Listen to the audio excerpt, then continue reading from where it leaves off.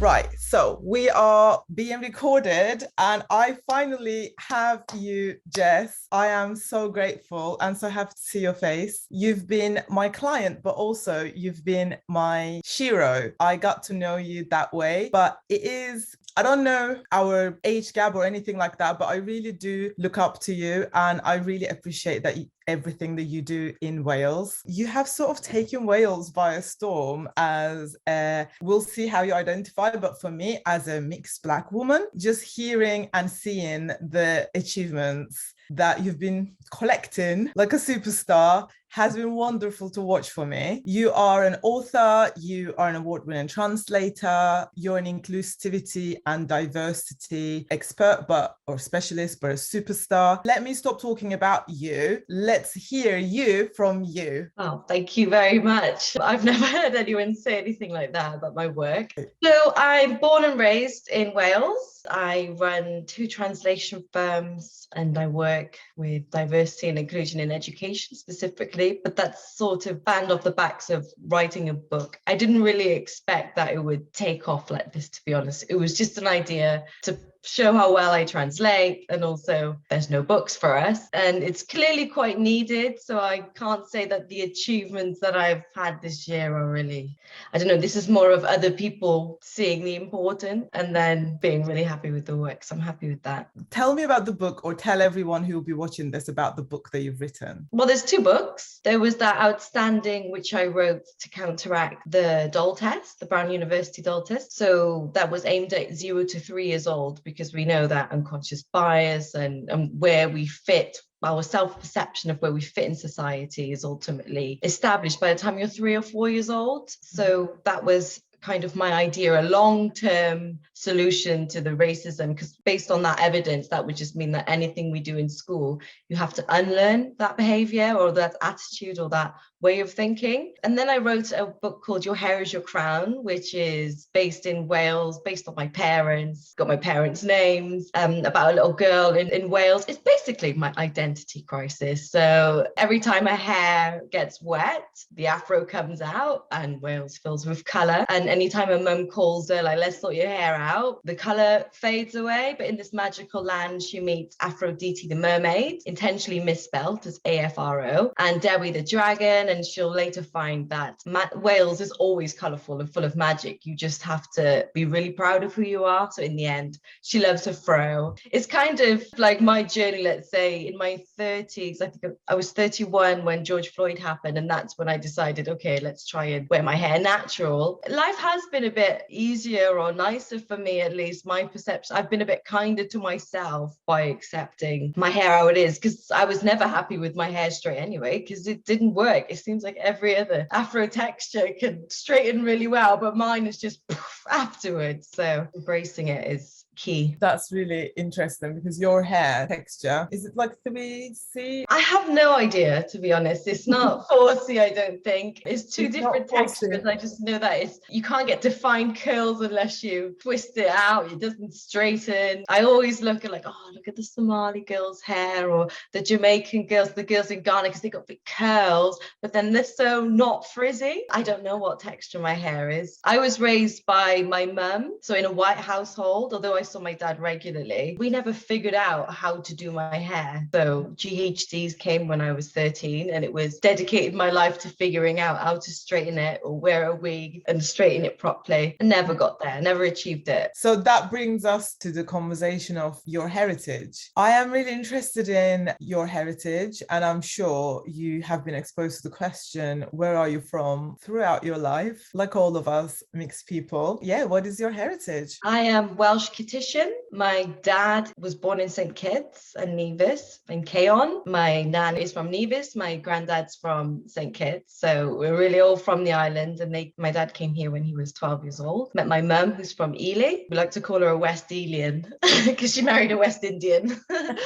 So we used to when we were young anyway. I would say now, I identify as Welsh, whereas all of my life I never really could or understood the emphasis, but that's partly to do with race, but also partly with how I believe Wales were educated to, well, specifically in the city I grew up. At the time, we learned Welsh because we had to, because the government said it wasn't a pride in Wales, where now that's different. In terms of race, I am a Black woman. That's how I identify. But that has changed throughout my life based on what I was told to identify as and what I felt. Let's say from 0 to 4 years old, 5 maybe, I was told by my parents that I was half caste and I should identify as half caste. And then suddenly you're mixed race. And if anyone calls you half caste, come to me. Because my dad's really, really scary. He was a boxer. And my mum also was like, don't let anyone call you that. Which I thought was, okay, that's interesting. Later in life, I'm like, mixed race, mixed with what race? That's quite ambiguous. It doesn't really define me, but I was okay with that because also my dad would say, oh, she's not mixed race, she's Black. And I like that because I knew I certainly wasn't white. So I was like, yeah, okay, I'm Black. But I also wanted to be so much like my mum. So I felt comfortable growing up as mixed race from 5 to my teenage, maybe earlier in my teen year, maybe 5 to 13 years old, because high school, it really, yeah, you're definitely Black in this place because I went to an all-white high school virtually. So it's very interesting. Today, I'm a Black woman. I identify as a Black Welsh, not Black British, unless no one understands where Wales is, because I work abroad sometimes and they don't know. Yeah, I only identify as mixed race when my white privilege is needed to get out of this situation or to advocate for someone else, or I need to look at like, well, they're thinking with my white side of my brain, try and relate to people in the situation I'm in, because with the complaints you're raising, or say I try to sympathize a lot with why the people's attitude is like that. So that's the only time now in my adult life that I would say I'm mixed race, unless they want specifics on a piece of paper. I've always identified as mixed race. I just call myself mixed now because I don't want to keep saying race as if we're sort of a breed. So I try not to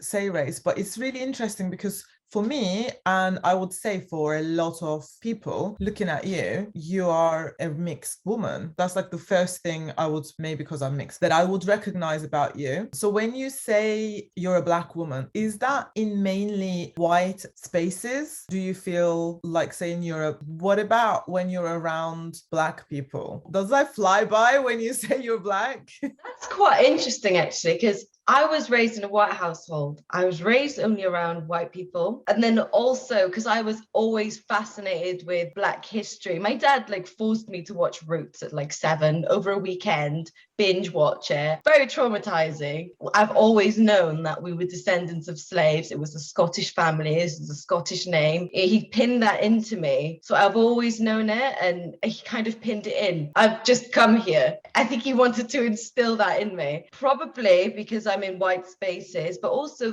with history, let's say. Americans, because we've only really had a lot of access to American history. There's a lot of women who have 2 Black parents, let's say, and are light-skinned anyway because of, say, throwbacks and stuff. So I don't really acknowledge colorism anymore unless it's aimed at me. And I'm like, ooh. I have in spaces felt like, okay, when I was transitioning and starting to identify as Black, because in high school I was Black and I was proud and, that's it. No one would really question it because they always saw me as Black. I've never really had anyone say, oh, you're not Black, you're mixed race in Black spaces, because I was always welcomed by my family. But I've never really had an opportunity, let's say, to live in a country or be around Black people in a huge capacity on a regular basis. That's apart from when I was in the Caribbean. But I think they did call me the white girl there, which was a bit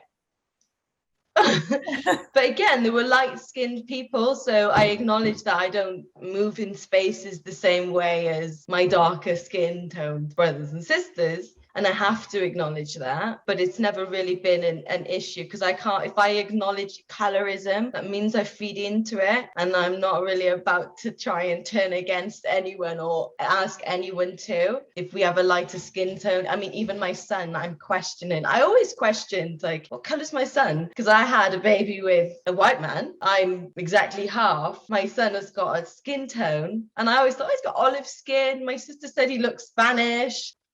I was like, yeah, okay, he's mixed race, but I believe he identifies as black, to be honest, because I've seen him choose only the black character. He wants to watch only black TV. Let's say everybody hates Chris, and he admires Grandpa because that's the only, because his dad's not around and never has been. That's the only male figure he's had in his life is the Caribbean side of the family, let's say, because he's very close to it. So that's kind of my bad that I didn't acknowledge my own son's blackness, because his hair is a different texture, and I thought that he might move through life differently. But as he's grown bigger and I've seen that his skin is actually, it's still the same skin tone as mine, really. He's just got more manageable hair and he's got the Dunrod nose. No one escapes the Dunrod nose. It is confusing to be mixed. Have to acknowledge that. And I think where we come from as black people, especially Caribbean people, we would know we were dropped there. We don't know anything. The beginning of our family tree, because we're marked from like the 1800s, he's missing limbs. Even if, say, my great-great-grandchildren are really white, I want them to tell people that I'm of African descent so they can move in these rooms, because I'm not convinced in generations from now we're going to be completely understood. I think the reason perhaps that you identify black is because you had a lot of access to black history and black culture, but it was very purposeful. So not because you grew up in or been around your black family a lot because your mom was white and you grew up with your mom, but I think it's because it was purposefully explained to you and you could really relate to it because you were different in school and in these spaces where you were trying to survive or grow up. You were different, so it was easier in a way to claim your black heritage, easier than saying you're mixed perhaps, or maybe made you more proud, would you say, to say you're black? Yes.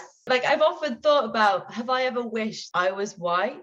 Because I know when I was a kid, say, doing my hair, I never wished not to be black. I just wished my hair was straight, because I used to watch like TV with braids. I didn't have access to braids. I've only ever wished I was darker, and I love August because I'm really tanned and stuff. So I identify with black beauty. You know, we're like, we can't attain the beauty that we have access to. I kind of stuck in the middle, but I strive that way to be as bold. Another thing that I always think about people like you and me who has white mothers, I think because naturally kids are closer to their mothers. Unfortunately, that's still the way. And most of us are brought up by our mothers and our fathers are usually out there like earning money or something. I was brought up by my mom just like you. And one of our main problems was also hair because, like you said, she had no idea what to do with my hair. And I was in Turkey, I had no access to black hair, black beauty products, black hair products. So it was just torture for most of the time. And it was just me wishing like that my hair was more manageable, cutting it short and straightening it and just being really happy when it was straight. Like that was my hair story. I had no reason to be happy or proud of my hair because it was so unmanageable and everyone around me had a different hair. There was nobody around me to talk to me about the fact that this, you know, these are curls, they are lovely, they are unique, this is how you can maintain. Nothing like that. Obviously, there was not even that many black TV dramas or comedy, like nothing again. So I understand that struggle. I want to know how you felt as a black woman or a black girl growing up, but having a white mother and spending a lot of time with a white mother. How did that make you feel? Oh, I always talk about this, say, with my Ghanaian friend who doesn't like me saying I'm mixed race. She's like, you're mixed heritage, but that's still ambiguous. That's just a longer way of saying it. Because my parents were divorced from a young age. So I was kind of detached from it. I was with my mum all the time. And it was any comment anyone ever said about my hair was always negative. Anyway, even when you went to a hairdresser, she's, oh, it's so dry and da da da da da. And even like say my dad would accidentally do like, what have you done with the hair? Because he'd see us on a Sunday, for example, just on a Sunday. So he expects Sunday best because I go to church and I hated getting my hair done. I still do. So I was happier just a mess. So it would be like, oh, what's going on with the hair? And she got there in the end, as long as it's wet. And then aunties would come down and try and help. And that would just be torture because they were just ruthless, you know, dry comb. So there was never anything nice they said about my hair. I feel like because, say, my mum was white, I didn't look like my mum, which was probably an issue. I do remember borrowing her face powder one and putting it on my face. Like, wow, it's because I had freckles. I hate my freckles as well. Like seeing Snow White, I really liked it. Just seeing my face flawless to what I thought was flawless only in the magazines, and all the magazines were white people. So I just feel like because it was my mum that was white, I don't know how to do my hair today, and I don't know how to cook all the good stuff because my mum's from Wales. So I learned my Welsh culture, let's say, my mum's cozy way of living, where I don't think being cozy was really important to the Caribbean family. Maybe keeping warm when they got here, you know, is a different, that's how I feel. I feel like I was robbed of cooking skills and hair skills. A lot of argument, like me just sitting there crying, like in between my mum's legs, sitting there, whether it's because I was in pain or she didn't understand, or she'd spend hours doing my hair and me go upstairs crying, I hate it, undoing it. And then she's there, I've been there for hours. Da, da, da. I think my relationship probably would have been easier with my mum if the hair wasn't an issue, probably. And do you think that she had access to any of your Black relatives that she could actually learn from? No, because they were divorced. My parents were divorced by the time I was 2, and it was a very happy divorce, let's say. So Dad was only allowed to see him for you know, because Dad's rights back then in the 80s and stuff anyway. So no, not really. She did try and take me to, on Clare Road back then, there was one black hair shop called Naughty Roots, and I went there once, like, oh wow. And I did ask her, like, how come there's no white people here? And she was like, well, what color am I? Pink.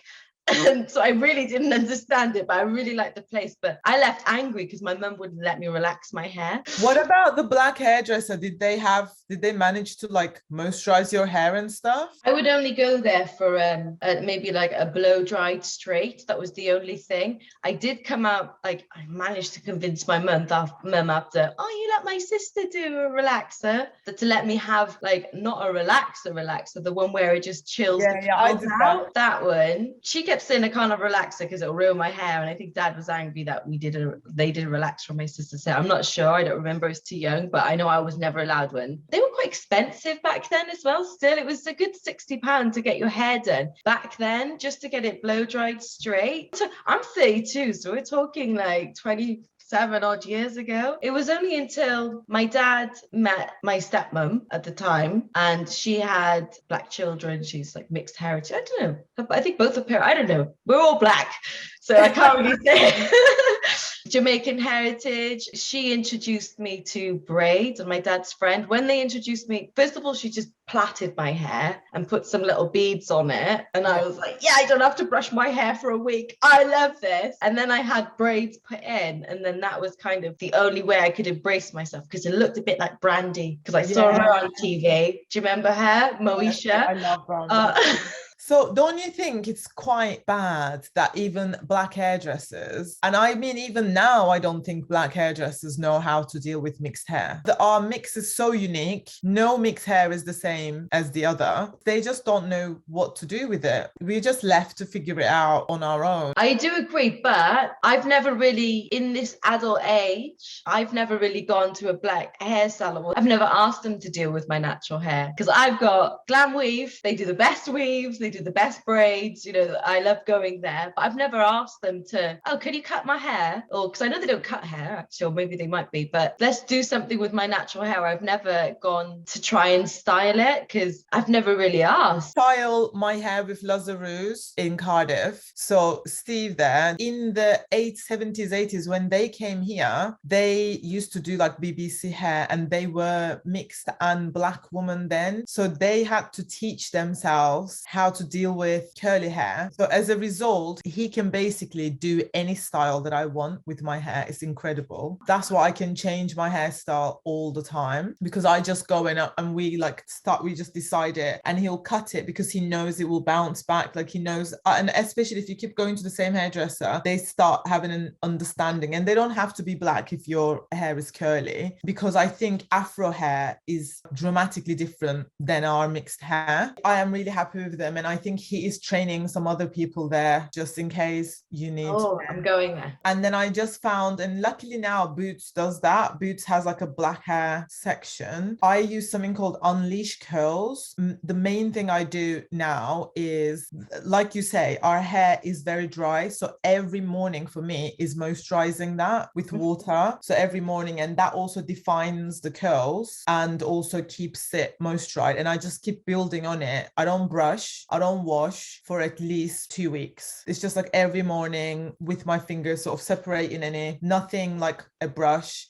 And then it just keeps picking up the curls. After 2 weeks, it starts getting matted because of like the product build, and then I'll have a wash day. So that's how I deal with my curls. Right. I've just figured out if I brush it in the shower, it's okay. Get as much product on it, maybe twist out, but I can't keep it for more than 2 days. And still the product, I just went recently because I went and bought loads because say Cantu. Oh yeah, Cantu. I don't like Cantu. I've just realized I don't like it after spending like £60 on loads of different products. And I got the Pantene one because I thought, oh, okay, it's nice of them to think of us. Let's grab that as well. So now I'm waiting for another load. I know a really good one, like Nadia Essentials, but they're quite pricey and they're not, we like loads of it and they come in little bottles. Yeah. But it is really good. So this Unleashed Curls is a massive bottle and it lasts at least a month. So it's like a big tub. I'll find a picture and send it to you because I think your hair could probably, like, I can see the style of your hair. It will probably help that if every morning you just do that and then wash it once or every other week with, like you say, shampoo, but like lots of conditioner, and then while your hair is conditioned, you brush it, right? That's what I do. And then I usually leave the conditioner in even, and then just towel dry my hair so that the fizziness never comes in. So it's just like curls get stuck to each other from then. The moisturizer every day just takes fizz out because it's moisturizing and defining the curls. On TV, it's been about like a black hair revolution recently, hasn't there? When they're saying like the lock and the seal and doing all this stuff, like what is this? And oil. Those lock hair, like it doesn't work for us. It's not the same because when you have the tight texture, it locks in the moisture. So what they do, because I just been in a focus group for a black hair product, I can't talk about it, I guess. When the focus group started talking, we found out that the woman who had the tight afro texture, which is more like for ABC, they could wash their hair, moisturize it, braid it or twist it and lock the moisture, and that was it for them. They could last days like that because then they wrap it when they sleep, whereas we can't do that because one, it never gets trapped because our curls are not as tight. It doesn't keep the moisture, I guess. And secondly, when you wrap it, let's say I wanted to wrap and sleep with the moisture, it doesn't stay on our hair. So no matter what, we can't really trap anything because of the texture. It's more slippery than a 4C tight texture. Right. So I find the best solution is to moisturize it every day. My hair told me that and I was like, nah, but like it actually, that's the only way we can do it. Then you will end up all your curls like, I'm glad we talked a lot about hair because everyone has such a different experience, but all similar. No one has found their product until their 30s. No one knew what to do with it when they were little. Everyone wished their hair was straight so they could just deal with it. You're not alone.